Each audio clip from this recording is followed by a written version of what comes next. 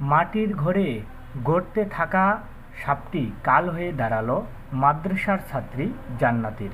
বলছি সাপে কামড়ে মাদ্রাসার ছাত্রী জান্নাতীর মর্মান্তিক মৃত্যুর কথা। ঠাকুরগাঁও সদর উপজেলার ১৯ নং বেগুনবাড়ি ইউনিয়নের দানারহাট সৈয়দপুর হাটপাড়ায় জান্নাতি নামের ১২ বছর বয়সী এক মাদ্রাসার ছাত্রীর মর্মান্তিক মৃত্যু হয়েছে বৃহস্পতিবার ৫ই সেপ্টেম্বর রাত আনুমানিক ১০টার দিকে এ মর্মান্তিক মৃত্যু ঘটনা ঘটে। পারিবারিক সূত্রে জানা যায়, বৃহস্পতিবার রাত ৮টার দিকে জান্নাতি তার মায়ের ঘরে ঘুমিয়ে পড়ে।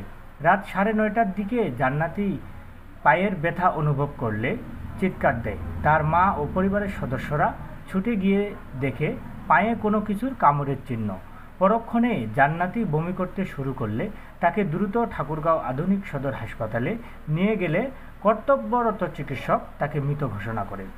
স্থানীয়রা জানান, জাকির হোসেনের মেয়ে জান্নাতি সে দানারহাট আনসারিয়া ফাজিল মাদ্রাসার ৬ষ্ঠ শ্রেণীতে লেখাপড়া করে। গতকাল রাতে জান্নাতির মৃত্যু হয়। আমরা ধারণা করছি এটি অসচেতনতার কারণে হয়েছে।